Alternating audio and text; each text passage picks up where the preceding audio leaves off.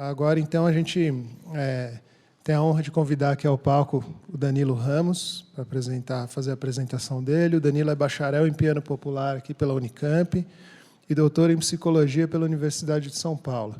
Danilo concluiu seu pós-doutorado, desenvolvendo pesquisas no campo da cognição musical, no Laboratório de Estudos sobre Aprendizagem e Desenvolvimento da Universidade de Borgonha, na França. Danilo é ainda fundador e líder do grupo de pesquisa Música e Expertise, o GRUME. E aqui no palco do Festival de Música Contemporânea Brasileira, o Danilo vai apresentar representações mentais de um pianista na elaboração de um arranjo para piano solo de Desenho de Giz, de João Bosco e Abel Silva. A gente falou um pouco aqui antes sobre a parceria do João com o Aldir Blanc. Então, muitos trabalhos aqui no período da manhã trouxeram muito esse recorte da parceria do João com o Aldir. Então, já de antemão, acho interessantíssimo aqui o Danilo trazer o trabalho de João com outro parceiro, que é o Abel Silva, né? Um trabalho dedicado, apresentação dedicada aqui sobre o Desenho de Giz, de João Bosco e Abel Silva. Então, com vocês, o Danilo Ramos. Obrigado, Danilo. Obrigado. Gente, boa tarde. Muito feliz de estar aqui. Sou cria da casa, me sinto emocionado toda vez que eu venho para cá, ver os amigos que vieram prestigiar o trabalho, né? Fiz aqui o curso de música popular, sou da turma de 96 e hoje sou professor da Universidade Federal do Paraná. E no meu trabalho, a gente vai trabalhar com uma grande área e uma sub-área, né? Então, a gente tem uma área que é a área da cognição musical. Então, o que é cognição musical? Cognição musical, gente, é uma ciência que estuda tudo o que acontece na mente da pessoa enquanto ela está ouvindo, tocando ou compondo música. Então, vocês viram que ele falou ali da minha formação, que é uma formação em música, depois o mestrado e doutorado em psicologia, por causa disso. Eu tive que buscar na psicologia o meu objeto de estudo. E dentre essa área da cognição musical, ela é dividida em 10 sub-áreas, nós temos a área da expertise musical. O pessoal estava falando ali de talento, né? Se talento existe, não existe, se é a genialidade, né? Na expertise musical, a gente tenta entender por que uma pessoa chegou num nível tão alto de performance, o que explica essa mente, como é que o expert, né? Como o João Bosco, por exemplo, como que ele pensa a música, né? Como que ele estudou, como que são as estratégias de performance desse compositor, né? E dentro do campo da expertise, a gente tem uma teoria, eu não vou conseguir falar dessa teoria, adoraria, ficaria por horas falando sobre ela, mas a gente tem um conceito, gente. Esse conceito é o conceito de representações mentais, que é o meu conceito que me interessa muito, né? Então, quem já assistiu essa série, O Gambito da Rainha? Não sei se vocês já assistiram essa série. Quando ela deita na caminha e ela está disputando o campeonato e ela projeta as próximas jogadas que ela vai fazer no xadrez, isso é representação mental. E a gente está fazendo representação mental o tempo todo. Gente, sem representação mental, a gente não consegue agir no mundo, né? Então, são estruturas da mente que correspondem a um objeto, uma ideia, uma coleção de informações, ou qualquer outra coisa concreta ou abstrata em que o cérebro esteja pensando, que podem ser usadas para responder rápida e efetivamente a certos tipos de situações, né? Segundo Erickson e Poole. E ela tem funções, gente. Como é que funciona a nossa mente quando a gente vê um novo objeto? Existe o reconhecimento de padrões de informação, ou seja, eu conheço isso ou eu não conheço isso? Se eu conheço isso, eu vou elaborar uma resposta, eu vou lá na minha memória de longo prazo, comparo com aquilo que eu já sei e planejo a execução e a resolução de um problema. Então, a minha pira é estudar mente de músico.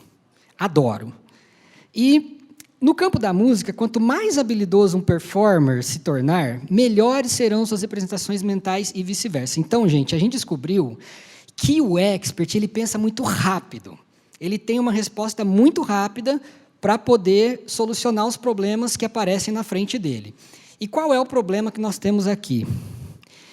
A elaboração de um arranjo musical.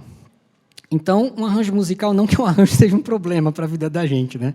Mas é um monte de situações que você tem que ter respostas rápidas para você fazer essa elaboração. Então, é um tipo de atividade musical cujo processo de elaboração envolve atividades que podem estar relacionadas a orquestração, instrumentação, harmonização, acompanhamento, distribuição de vozes, reharmonização, variação, adaptação, transcrição, redução, tradução, cópia, transporte, reelaboração ou recomposição, e entre outras atividades. Então, é uma atividade extremamente criativa do músico.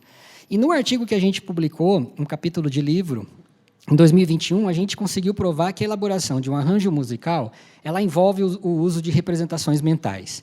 Então, quando você está fazendo um arranjo, a tua mente está lá pensando, né, em um monte de soluções, né, que você tem que empregar o tempo todo. Então, o objetivo dessa comunicação é investigar as representações mentais utilizadas por um pianista durante a elaboração do arranjo da canção Desenho de Giz, do João Bosco e do Abel Silva. Lembrar que é uma canção que não foi feita para piano solo. Então, o problema que eu tinha que resolver era justamente tornar essa peça pianável, que a gente fala, pianisticamente executável, já que o instrumento original não era o piano, né? Então, a gente fez uma autoetnografia, que é aquela pesquisa que o próprio performer estuda o próprio processo de composição, né, conforme os critérios aí de Bennett, 2017. E o participante fui eu, um pianista com 35 anos na prática do piano. Denunciei a idade agora, não deveria, né?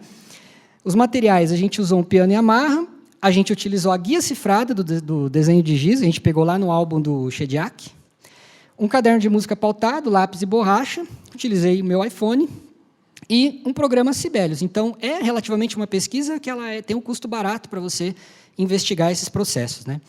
Como que a gente investiga isso, gente? É um barato. A gente faz um protocolo que chama Think Aloud. Então, a gente está fazendo esse protocolo, no meu grupo de pesquisa, com vários pianistas. Então, a gente já conseguiu a Débora Gurgel, a gente já conseguiu o Hércules Gomes, a gente já conseguiu o Salomão Soares. O que a gente faz? A gente pede para eles tocarem um arranjo e irem pensando em voz alta na hora que eles estão elaborando esse arranjo. E a gente pede também para eles usarem um diário reflexivo. O que é o diário reflexivo? É quando eu estou praticando sozinho, na minha casa, e aí acabei a minha prática, eu escrevo no meu caderno e faço essa reflexão. Então, a gente tem várias fontes de dados para entender essa mente desse arranjador, né? E aí, no caso das análises de dados, a gente aplica uma análise de conteúdo, a gente categoriza essas representações mentais, que hoje eu não vou falar sobre as representações mentais per si, eu vou falar mais sobre as etapas de preparação do arranjo, porque é um congresso mais ligado à performance, né? Se fosse um congresso na área de cognição, provavelmente eu falaria das representações mentais, né? E uma observação, né? Para a realização da análise foram considerados os relatos tanto do Think Aloud e do diário reflexivo, gente. Era muito engraçado eu estar preparando lá o arranjo, eu falando em voz alta e coletando os dados da pesquisa. Isso daí, se eu mostrasse um vídeo, ia ser uma coisa à parte aqui. O que a gente tem como resultado? Deixa eu ver o tempo. Gente, primeira coisa, existe um conceito de imagem artística do arranjo. Então, veja, o que é essa imagem artística? É uma ideia geral da música, de modo a sintetizar suas informações estruturais, interpretativas e técnicas, a fim de desenvolver ideias preliminares sobre como o trabalho deve ser executado. Então, o Schaffin e os seus colaboradores, em 2003, num estudo de preparação de performance de uma música de Bach, um concerto italiano, ele convidou uma pianista expert para aplicar esse protocolo, Think Aloud, e ele encontrou o seguinte, que é uma coisa que eu sempre falo para os meus alunos de piano lá na UFPR. Não abaixa a cabeça e sai tocando. Para, olha, faz a imagem artística da peça, de repente, escuta essa peça junto com um lead sheet, junto com uma partitura, para você entender como é que o todo deve soar, que o Robert Wood chama de big picture, né? E aí, depois, você vai ter uma ideia de como isso vai acontecer. Então, o meu primeiro Think Aloud foi um relato sobre como que eu pensei, assim, tipo, aqui eu acho que é uma coisa mais orquestral, aqui é uma coisa contrapontística, aqui... Né, foi esse mesmo processo. Eu copiei da pesquisa do Schaffin, porque se deu certo e comprovou cientificamente, quem sou eu para fazer errado? Né? Eu vou seguir a ciência. Né? E aí, gente, nessas etapas de preparação do arranjo, eu encontrei 5. Né? Lembrando, gente, que é um estudo de caso, isso não é generalizado, tá? E isso é um processo que muda de músico para músico, eu já vou falar isso daqui a pouquinho. Então, Quais são as ideias preliminares? Escuta de versões da peça, adaptação de tonalidade para piano. A tonalidade original não era boa para piano, vocês vão perceber que eu mudei a tonalidade da música. Fiz o arranjo de base, que é quando a gente tem o lead sheet, e a gente faz só as aberturas dos acordes ali fora do tempo, né? Só coloca as aberturas que a gente vai querer trabalhar, para quem é pianista vai saber. E a anotação dos voices. Então, por exemplo, aqui no compasso tal eu quero um drop 2, ali no outro compasso eu vou querer um acorde quartal, etc, etc. Depois disso, a gente fez um mapeamento. Eu fiz uma editoração preliminar com essas aberturas, então eu tinha lá um arquivinho do Sibelius só com os acordes, né, abertos, tudo em semibreve. Imagina a melodia com os acordes abertos, né? E eu fui anotando os guias, gente. Ó, os guias básicos, que são dedilhados, né, os dedilhados que eu utilizei para fazer. Os guias estruturais, que são as seções da música, né, A, B, A, coda. Os interpretativos, então, tem que anotar. Tem hora que é piano, tem hora que é fortíssimo, né, tem hora que tem um crescendo, tem hora que... E os guias expressivos, que é mais ou menos a emoção, né, que eu queria passar. Esse estudo dos guias, gente, é muito legal para quem é músico e quem pesquisa na área de performance. Eu considero obrigatória a leitura desse estudo do Schaffner, porque ele traz detalhadamente lá cada um desses guias, né? Depois disso, foi a prática do arranjo, que é como se agora... Imagina que eu vou praticar, mas eu não tenho a partitura. Eu tenho um esqueleto dessa partitura, né? Então... um estudo inicial em andamento bem lento, que eu já estava ali trabalhando a memorização. Isso é uma coisa que eu também falo para os meus alunos, né? E muito pouca gente eu vejo praticando lento, gente, porque a memória tem uma capacidade de armazenamento. Então, você precisa praticar lento para você conseguir memorizar os caminhos, né? E o pessoal é ansioso, não consegue praticar muito lento, né? Depois, sessões separadas. E digo mais, gente, a gente praticando lento já tem os brancos no palco. Você imagina se não praticar, né? Quem já nunca passou por isso, né? Depois eu juntei as sessões e eu fui aumentando o andamento até 74. Nessa fase, já estava quase pronto o arranjo. Só que faltava o que eu chamo de música, né? Eu estava tocando as notas certas do arranjo, mas não tinha música, tinha só nota, né? E aí, eu chamei essa fase de polimento, que é uma atenção aos guias interpretativos. Então, como é que eu vou fazer esse mapeamento emocional da peça, o que eu estou querendo passar com essa peça, né? Também dei atenção aos guias expressivos e coloquei uns aspectos criativos finais, que são os ornamentos, gente, que a gente tem mania às vezes, né? Todo mundo, quem toca piano sabe, que tem uns acordes que a gente sempre faz do mesmo jeito. E aí eu falei, olha, eu preciso dar um jeito de... Senão eu fico meio manjado, a galera já vai sacar tudo o que está acontecendo, né? Então, aqui eu vou fazer diferente. Isso é uma parte já de polimento. E tem a finalização, que os estudos do Schaffner chamam de gray phase, que é aquela fase que a gente tem a música quase decorada, e tem assim, aquele compasso, ou aquele trechinho que ainda não está pronto, né? Que é o estágio cinza, para depois a gente... trabalhar essa parte de manutenção. Que é a parte de manutenção? É quando a gente vai tocar e a gente precisa relembrar, né, esse arranjo e tudo mais, né? Então, nos últimos dias, onde eu encontrava um piano, eu sentava para fazer a minha manutenção, né? E fiz um ensaio mental também, né? No ônibus, no avião, ontem à noite eu já estava lá, e tal, para a gente tentar memorizar também, né? Então, gente, o que a gente pensa, né, a respeito disso, né? O processo entre o estudo com o pianista de concerto e o estudo com o pianista popular envolve dois processos anteriores no caso do arranjo, porque a gente não tem a partitura. Então, quando você tem a partitura, você senta e estuda pela partitura. Foi feito aí um debate, né, sobre a partitura, né? E, no caso do arranjador, ele tem que fazer um material prévio, então envolve um conhecimento musical prévio, que aí é uma crítica que eu faço, que a gente vê em algumas universidades, né? Pianistas que tocam, assim, às vezes, peças virtuosísticas, peças maravilhosas, mas você pede para tocar uma música de ouvido de 4 acordes, a pessoa não vai saber reproduzir. Por quê? Porque ela não faz representação mental.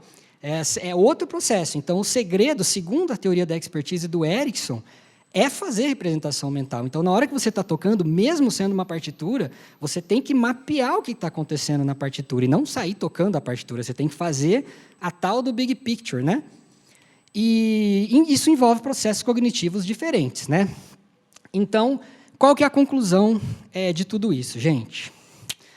A compreensão e uso eficaz das representações mentais de um pianista, durante o processo de elaboração de um arranjo para piano solo, pode ser uma ferramenta importante para o desenvolvimento da expertise musical, porque elas permitem com que o indivíduo esteja consciente de cada atividade desenvolvida no seu contexto de execução.